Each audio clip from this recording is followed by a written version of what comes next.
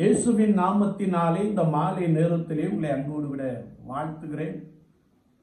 வேதத்தின் வெளிச்சம் என்ற நிகழ்வின் அடிப்படையிலே நீங்கள் அழைக்கப்பட்ட அழைப்பை பாருங்கள் என்ற வசனத்தை நாம் தியானித்துக் கொண்டிருக்கிறோம். இன்றைக்கும் ஆதியாகமத்தின் புஸ்தகம் 28ஆம் அதிகாரத்தை நாம் திருப்பிக் கொள்கின்ற பொழுது, திருமண உறவிலே முறை பெண்ணுக்கு முக்கியத்துவம் என்பதை நாம் அறிந்து கொள்ள முடியும். அல்லது அரேஞ்ச்டு மேரேஜுக்கு நாம் அழைக்கப்படுகிறோம் என்பதை நாம் இந்த வசனங்களின் மூலமாக மிக தெளிவாக அறிந்து கொள்ள முடியும். கர்த்தருடைய வார்த்தையை நாம் வாசிக்கின்ற பொழுது, ஈசாக்கு யாக்கோபை பார்த்து, நீ கானானியருடைய குமாரத்தில் பெண் கொள்ளாமல் உன் தாய் மாமனின் லாபானின் குமாரத்தியை பெண் கொள் என்று சொல்லுகின்ற ஒரு வார்த்தையை நாம் வாசிக்க முடியும். வேதத்தை நாம் வாசிக்கிறோம். அந்நிய நுகத்தோடு கூட பிணைக்கப்படலாகாது. விசுவாசிக்கும் அவிசுவாசிக்கும் சம்பந்தம் ஏது, ஒளிக்கும் இருளுக்கும் சம்பந்தம் ஏது என்ற வசனங்களை நாம் வாசிக்க முடியும்.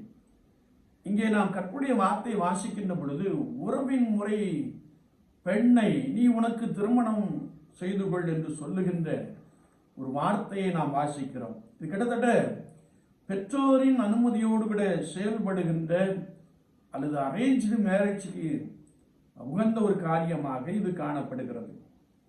அது மாத்திரமல்ல, நீ அப்படி செயல்படுகின்ற பொழுது சர்வ வல்லமை உள்ள தேவன் உன்னை ஆசீர்வதித்து நீ பல ஜன கூட்டமாகும்படி உன்னை பலுகவும் பெருகவும் பண்ணுவார் என்று யாக்கோபை பார்த்து சொல்லுகின்ற ஒரு வசனத்தை நாம் இங்கே வாசிக்கிறோம்.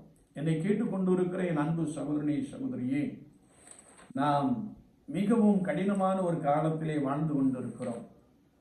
முன்பின் அறியாத ஒரு சில சம்பவங்களை நாம் குறிப்பாக கேள்விப்பட்டு கொண்டிருக்கிறோம்.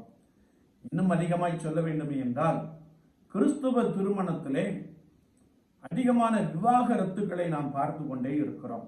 இதில் கர்த்தருடைய வார்த்தை சொல்லுகிறது, உனக்கு உறவின் முறை பெண் இருக்குமே என்றால் நீ அதை மணந்து கொள்ள வேண்டும், விவாகம் செய்து கொள்ள வேண்டும் என்பதை குறித்து வசனம் நமக்கு மிக ஆழமாக கற்றுக் கொடுக்கிறது.